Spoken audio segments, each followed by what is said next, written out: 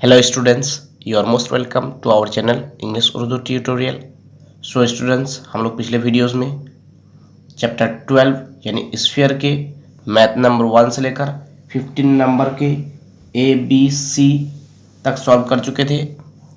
ठीक है, तो इस वीडियो में हम लोग 16 नंबर के मैथ सबको सॉल्व करना स्टार्ट करेंगे, जो कि है शॉर्ट आंसर टाइप।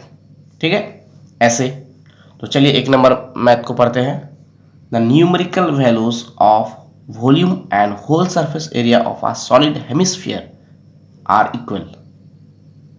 तो बोलता है कि numerical values of volume, volume के numerical value and whole surface area of a solid hemisphere, और एक सॉलिड हेमिस्फीयर के होल सरफेस एरिया की वैल्यू जो है इक्वल है। Let us write the length of radius of the hemisphere. तो hemisphere के लेंथ ऑफ रेडियस कितना है, यानी कि हम लोगों को हेमिस्फीयर के रेडियस निकालना होगा। तो चलिए सॉल्व करते हैं। तो लिख सकते हैं let the radius of the solid hemisphere is equal to are unit. ठीक है, मान लिया कि सॉलिड हेमिस्फीयर के रेडियस कितने हैं, आर यूनिट है। तो मैथ में क्या बोला है, the numerical values of volume and whole surface area of a solid hemisphere are equal. मतलब वॉल्यूम के न्यूमेरिकल वैल्यू और होल सरफेस एरिया के न्यूमेरिकल वैल्यू एक सॉलिड हेमिस्फीयर के जो है इक्वल है। वॉल्यूम और होल सरफेस एरिया के न्यूमेरिकल वैल्यू एक सॉलिड हेमिस्फीयर के क्या है, इक्वल है। तो हम लोग लिख सकते हैं 2/3 pi r cube. 2/3 pi r cube किसके फॉर्मूला है, volume of a solid hemisphere, मतलब एक हेमिस्फीयर के वॉल्यूम का फॉर्मूला है 2/3 पाई आर क्यूब। ठीक है, इज इक्वल टू, और सॉलिड हेमिस्फीयर के होल सरफेस एरिया का फॉर्मूला क्या है, 3 pi are square, 3 pi are square. ठीक है, क्योंकि मैथ में बोला है कि सॉलिड हेमिस्फीयर के वॉल्यूम के न्यूमेरिकल वैल्यू और होल सरफेस एरिया के न्यूमेरिकल वैल्यू क्या है, इक्वल है। तो इसलिए यहाँ पे बीच में क्या दिया हम लोग, इक्वल। ठीक है, और तो देखिए इसको अगर हम लोग गुना करें तो 2 पाई आर क्यूब मिल जाएगा। 2 पाई मतलब ये तो गुना ही में है, 2 पाई आर क्यूब बाई 3, और इधर 3 पाई आर स्क्वायर। ठीक है, और अगर क्रॉस मल्टीप्लिकेशन करेंगे, ठीक है, नीचे कुछ नहीं है तो इसका मतलब 1 है। तो 2 पाई आर क्यूब हो जाएगा, 1 के साथ गुना करने से 2 पाई आर क्यूब, इधर 3 3 या 9 पाई आर स्क्वायर। ठीक है, तो और देखिए पाई पाई कैंसिल हो जाएगा, यहाँ पे आर क्यूब है, इसका मतलब आर इंटू आर है, और यहाँ पे क्या है, आर स्क्वायर है, इसका मतलब आर इंटू आर है। तो एक आर दो आर कैंसिल हो जाएगा। ठीक है, जब बीच में इक्वल टू होगा तो हम लोग जो है लेफ्ट हैंड साइड और राइट हैंड साइड के वैल्यू को अगर एक जैसा है तो काट सकते हैं। ठीक है, और या फिर किसी टेबल के जरिए भी काट सकते हैं। तो यहाँ पर पाई आर क्यूब है, सॉरी आर क्यूब है, यहाँ पर क्या है, आर क्यूब है। तो आर क्यूब है तो इसका मतलब 3 आर का गुना है। यहाँ पर आर स्क्वायर है तो इसका मतलब यहाँ पर 2 आर का गुना है। तो मतलब ये जो आर स्क्वायर है आर के क्यूब के साथ काटेगा। ठीक है, अगर आर स्क्वायर अगर आर क्यूब को ही काट देंगे तो यहाँ पर देखिए 3 आर, तो 3 आर खत्म हो जाएगा। तो हम लोग को आर स्क्वायर को आर क्यूब मतलब क्यूब के साथ काटना है। तो हम लोगों को क्या मिलेगा, हम लोग को मिल जाएगा 2r equal to 9, 2r equal to 9। ठीक है, आर स्क्वायर क्यूब के साथ कट गया तो 2r बचा, इक्वल टू कितना बचा, 9 बचा। तो और r 9/2, तो 9/2 को अगर हम लोग डिवाइड लगाएंगे तो कितना आ जाएगा, देखो r इक्वल टू आ जाएगा 4.5, कितना 4.5। 9 को 2 से डिवाइड लगाएंगे तो कितना आ जाएगा 4.5, 2 4 ज़ा 8, बचेगा 1, पॉइंट 0, 5 ज़ा 10। ठीक है, तो देयरफॉर आर किसको माने थे हम लोग, let the radius of the solid sphere is equal to are unit. तो देयरफॉर द रेडियस, तो therefore the radius of the solid is hemisphere is equal to 4.5 unit. ये हो गया आंसर। ठीक है, तो अब आइए 2 नंबर मैथ को पढ़ते हैं। The curve surface area of a solid sphere is equal to the surface area of a solid right circular cylinder. तो बोलता है कि एक सॉलिड स्फीयर के कर्व सरफेस एरिया एक सॉलिड राइट सर्कुलर सिलेंडर के सरफेस एरिया के equal है। इसका मतलब 4 पाई आर स्क्वायर किसका फॉर्मूला है? Curve surface area of sphere is equal to 2 pi are H. किसका फॉर्मूला है?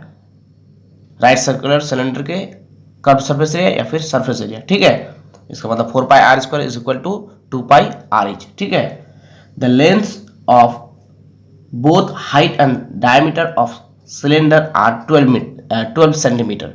तो सिलेंडर के जो हाइट और डायमीटर है दोनों ही कितना है? 12 सेंटीमीटर। हाइट भी 12 सेंटीमीटर और डायमीटर भी 12 सेंटीमीटर।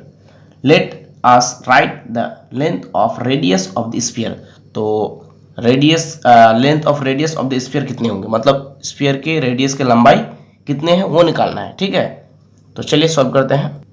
तो हम लोग को निकालना है कि रेडियस के लंबाई लेंथ कितने हैं। ठीक है, स्फीयर के रेडियस की लंबाई कितने हैं। तो मान लिए कि let the radius of the sphere R unit.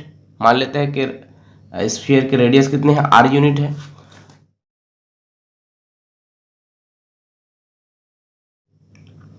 Height of the cylinder कितना? 12 सेंटीमीटर।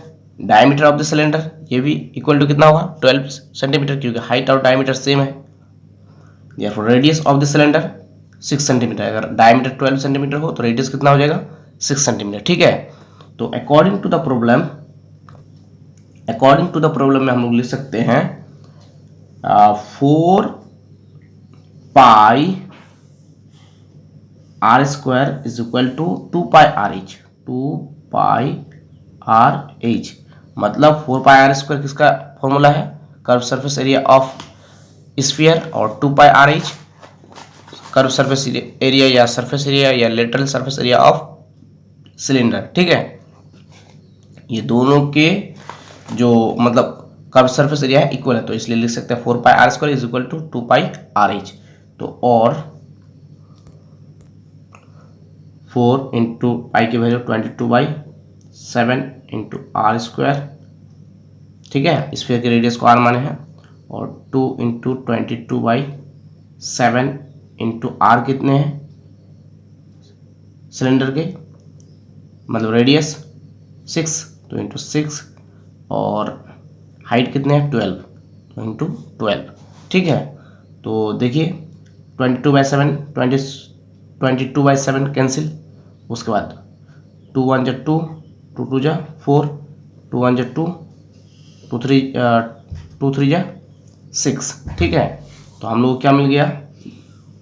और R square is equal to 12 3 जा 36, 12 3 36। ठीक है, तो और आर स्क्वायर अगर 36 को स्क्वायर करेंगे तो 6 स्क्वायर।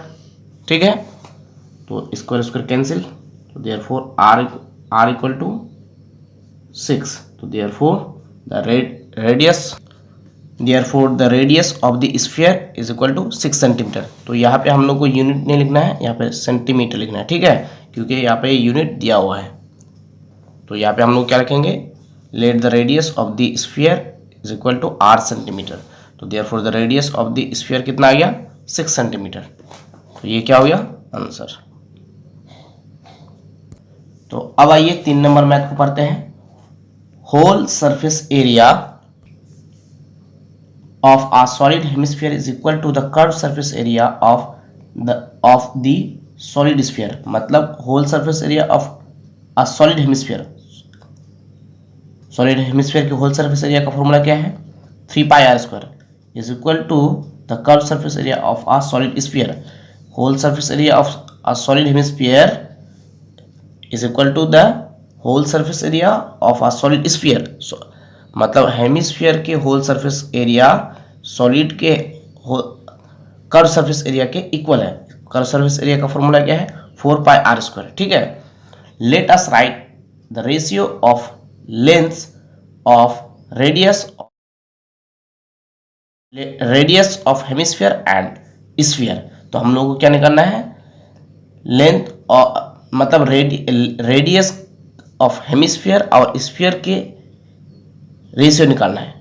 ठीक है, हेमिस्फीयर और स्फीयर के रेडियस के क्या निकालना है, रेशियो निकालना है। तो चलिए सॉल्व करते हैं।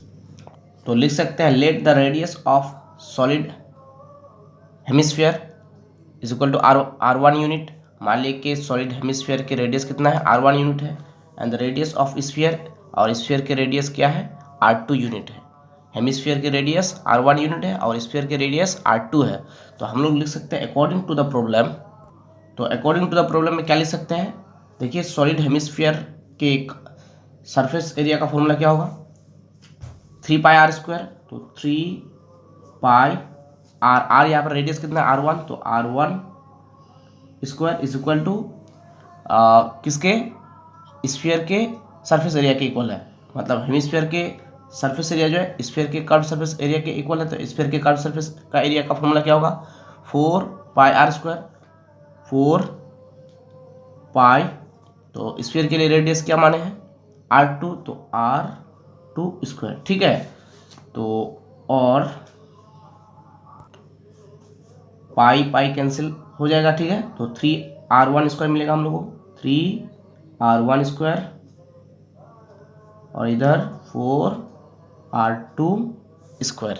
ठीक है, तो और में हम लोग देखिए तो ऐसे इस तरह से लिख सकते हैं कि नहीं, R1 square by R2 square is equal to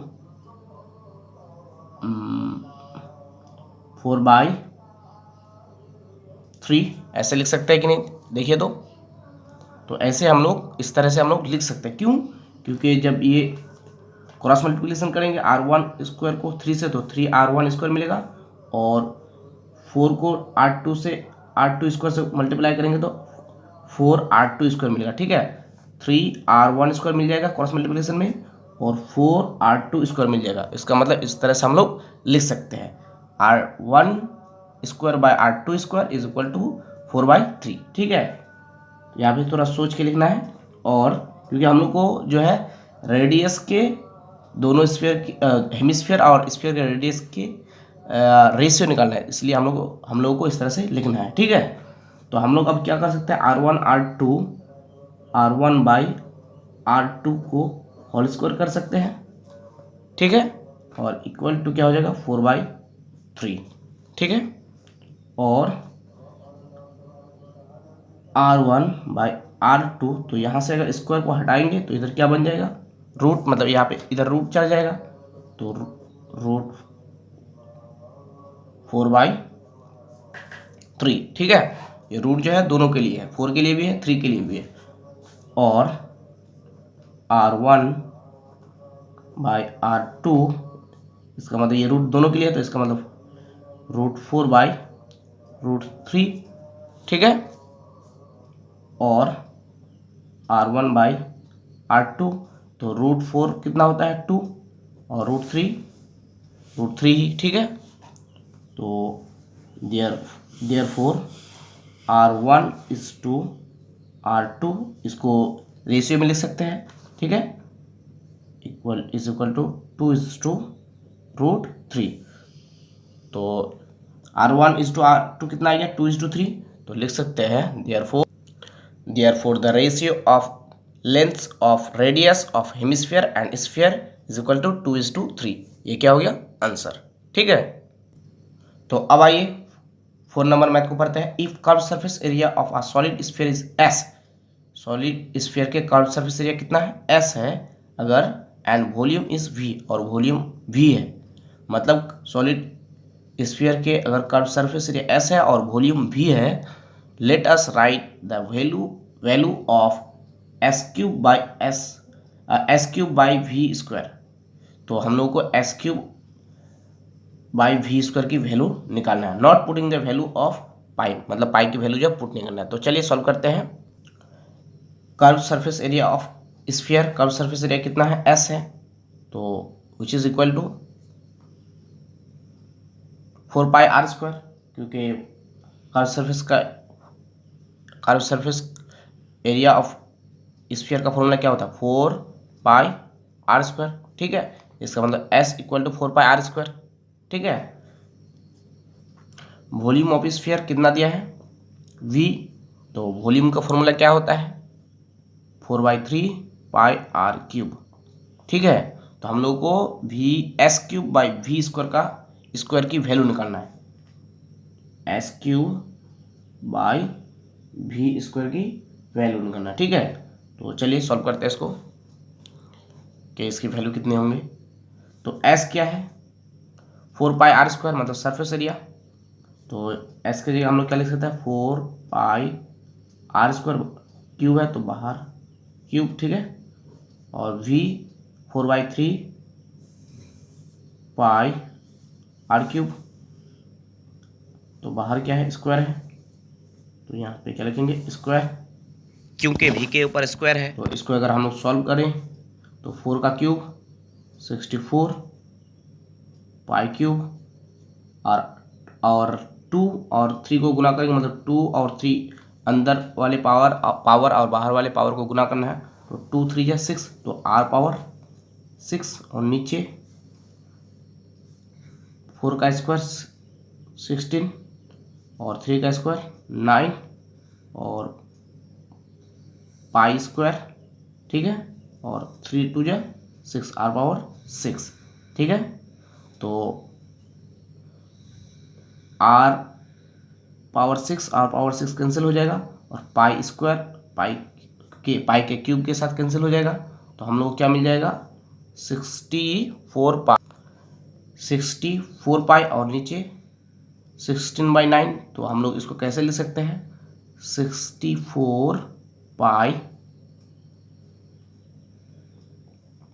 और ये नीचे कुछ नहीं है तो इसका मतलब 1 है, और इसको इनटू में उल्टा करके लिख सकते हैं 9/16।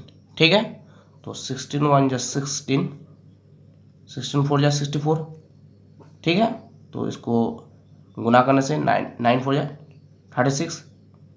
36 पाई 36 पाई, तो S3/V² की वैल्यू कितनी आ गई 36 पाई। तो ये क्या हो गया आंसर। ठीक है, तो मुझे उम्मीद है कि आप लोगों को समझ में आ रहे हैं। तो अब आइए 5 नंबर को पढ़ते हैं। If the length of radius of a sphere is increased by 50%, let us write how much percent will be increase of its curved surface area। तो बोलता है कि अगर एक स्फीयर के लेंथ ऑफ रेडियस यानी कि रेडियस अगर 50% बढ़ जाता है, एक स्फीयर के रेडियस अगर 50% बढ़ जाता है तो कितने परसेंटेज उसके कर्व सरफेस एरिया के बढ़ जाता है, कितने परसेंटेज उसके कर्व सरफेस एरिया के बढ़ जाता है। ठीक है, अगर एक स्फीयर के लेंथ ऑफ रेडियस यानी कि रेडियस 50% बढ़ जाता है तो कितने परसेंटेज उसके कर्व सरफेस एरिया के बढ़ जाता है। तो चलिए सॉल्व करते हैं। तो लिख सकते हैं let the radius of the sphere is equal to are unit.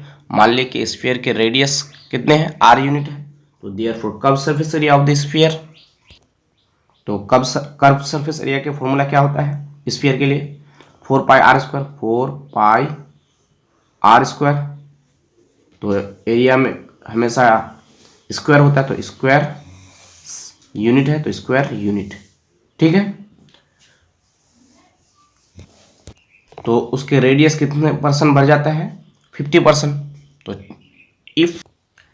if the radius of the sphere is increased by 50%, then the new radius will be, अगर रेडियस 50% स्फीयर के बढ़ जाता है तो न्यू रेडियस कितना होगा r + 50 r/100। तो new radius क्या होगा r + 50 r/100। क्यों? क्योंकि 50% जो है बढ़ जाता है, तो 50% बढ़ जाता है किसका रेडियस का, तो इसलिए 50r बढ़ जाता है इसलिए प्लस। ठीक है, अगर घटता तो माइनस लिखते। ठीक है, और परसेंट कितने में होता है 100 में, इसका मतलब नीचे 100 देना हुआ, ठीक है। तो 50r/100, अगर 50% रेडियस घट जाता तो माइनस देते, ठीक है। यहाँ पे अगर बढ़ेगा तो प्लस देंगे, अगर घटेगा तो क्या देंगे, माइनस देंगे, ठीक है। तो रेडियस क्या होता है, 50% बढ़ जाता है, इसलिए r प्लस 50r/100% है, इसलिए नीचे 100 लेना होगा। 50% बढ़ जाता है रेडियस के, इसलिए 50r, ठीक है। तो इसको अगर सॉल्व करेंगे तो हम लोग को 100 एलसीएम आ जाएगा, तो 100 के 100 r के साथ गुना करना है, 100r मिल जाएगा प्लस 50r, ठीक है। तो 150r बाई 100, ठीक है। 100 और r 100r हो जाएगा गुना करने से, उसके बाद प्लस 50r, ठीक है।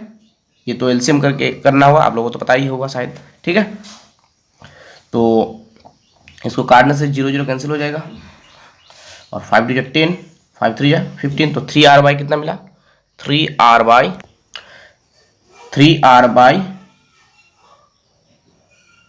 2 यूनिट लिख सकते हैं, ठीक है। न्यू रेडियस क्या, 3r/2 यूनिट हो गया।